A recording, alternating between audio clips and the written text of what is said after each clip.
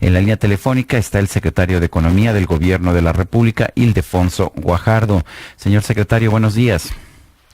Sergio, ¿qué tal? Buenos días. En México, ¿cómo están? Lupita, bien, muchas gracias. Igualmente. ¿Dónde andas, Ildefonso? ¿Estás todavía por allá en Justo estamos terminando la conferencia magistral que el señor presidente dio en Chatham House. Eso es. Por seguir por una comida, la cual pues, realmente fue muy asistida y bastante exitosa, en donde tuvimos la oportunidad de que su presidente estableciera fundamentalmente la estrategia de su gobierno. Sí, adelante. Sí, la pregunta tiene que ver con este compromiso para evitar la evasión legal fiscal. No me refiero, por supuesto, a la elusión fiscal, que es una cosa, la evasión fiscal abierta y legal, pero hemos visto cómo surgen procedimientos, mecanismos de distintas empresas. Se cuestionaba recientemente a la empresa Apple de cómo con transferencias, precios de transferencias logran eliminar y a veces de manera casi absoluta su pago de impuestos. ¿Qué se puede hacer? De hecho, el ejemplo que das es tan fácil como que una empresa venda su marca a una corporación que abra en una isla en el Caribe y le transfieren justamente regalías por esa marca para adelgazar sus ganancias en los países que realmente operan. O sea, esa práctica elusiva es la que está obviamente en el objetivo para ser controlada por parte del compromiso que se está haciendo en el G8, en donde pues, la verdad es que se solicita la información completa primero de dónde pagan impuestos las empresas, quiénes son las empresas establecidas, porque a veces detrás de nombres no reconocidos se guardan nombres importantes de corporaciones.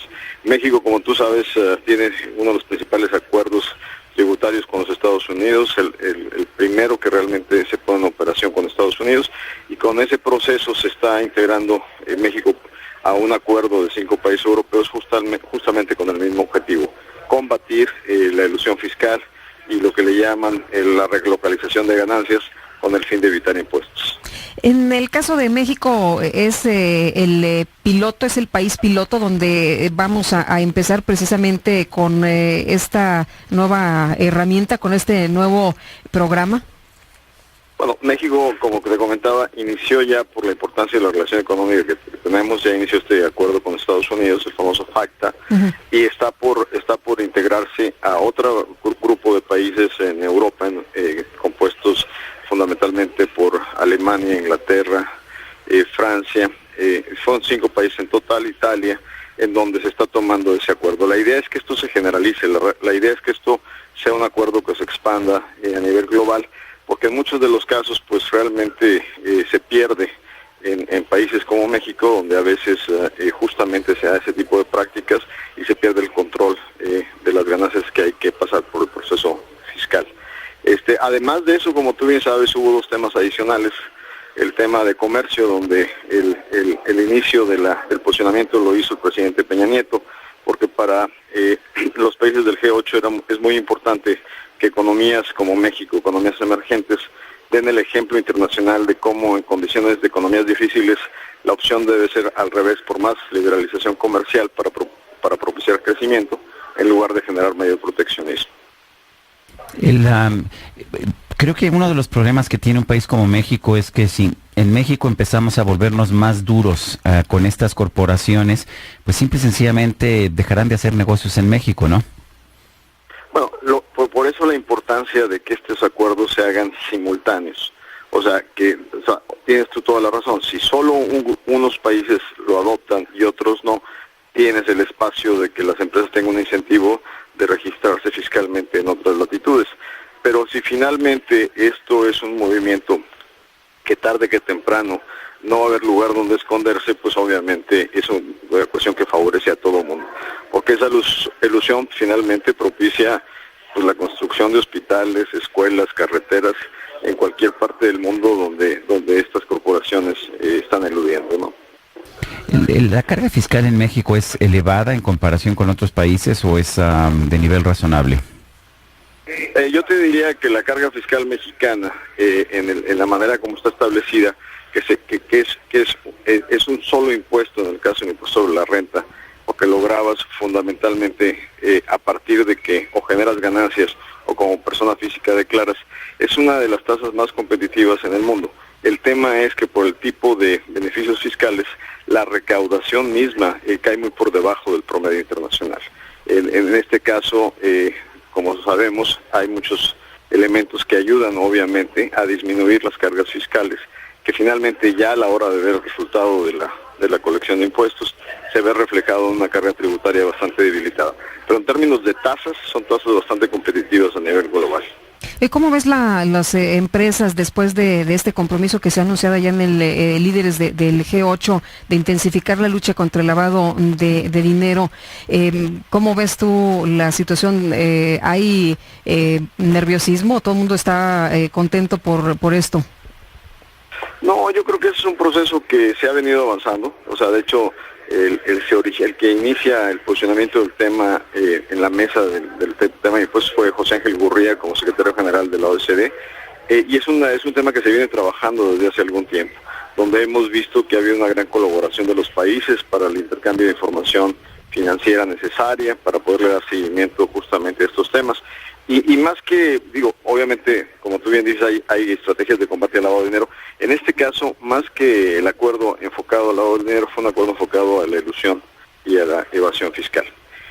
Pero pues yo creo que el mundo corporativo responsable pues, no tiene nada de qué temer en ese sentido, debido a que pues, son cosas que se deben de procesar globalmente, sin dar espacio a que el avance diferencial dé incentivos para irse a países que siguen haciendo privilegios fiscales. Y otro de los grandes temas que se trató es también el tema de la transparencia. O sea, le llamaron las 3 T's, Trade, Taxes and Transparency, refiriéndose a impuestos, comercio y transparencia. Y en el tema de transparencia, sobre todo por el aspecto de la extracción de minerales en África, se tocó un tema donde México también se adhiere a principios de transparencia en cuanto a las explotaciones de bienes básicos como minerales, en donde se tiene que tener una clara cuenta de derechos de propiedad, respeto a la propiedad, en este caso, por ejemplo, de los ejidos en México, en donde son principios fundamentales que hay que transparentar y redefinir de una manera precisa, ¿no? Para evitar justamente lo que a veces se transforma en conflictos por falta de definiciones.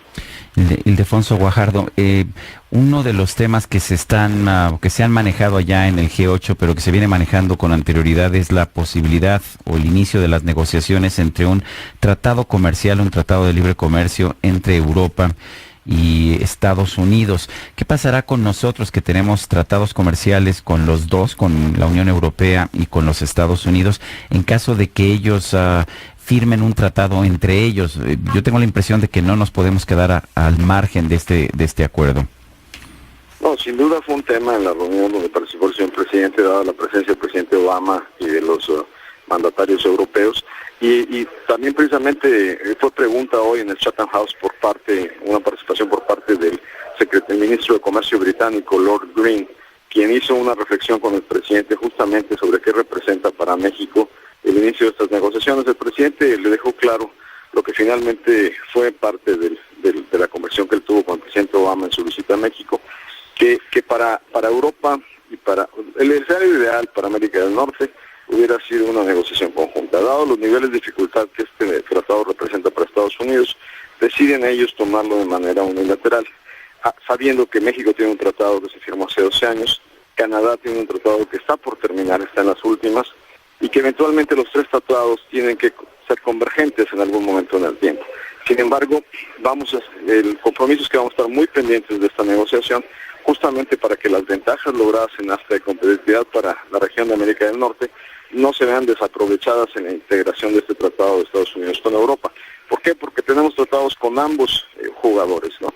Y en ese sentido, un elemento importante de este proceso se va a hacer vigilar que las reglas de origen que ellos acuerden sean lo suficientemente flexibles para que reconozcan el contenido de América del Norte, que no solo les favorece a los americanos, sino también les favorece a los europeos, porque hay una gran cantidad de empresas mexicanas de capital extranjero establecidas en México, empresas sobre todo europeas establecidas en México, que les interesaría mucho esa gran regla de flexibilidad.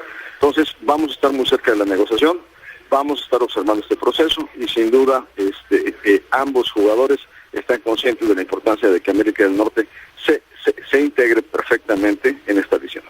Ildefonso Guajardo, secretario de Economía, gracias por tomar nuestra llamada. Sé que tienes todavía una agenda muy complicada y después el regreso a México. Muchísimas gracias. Estoy muy agradecido por esta oportunidad y a sus órdenes regresando a México. Gracias. Gracias. Ildefonso Guajardo, secretario de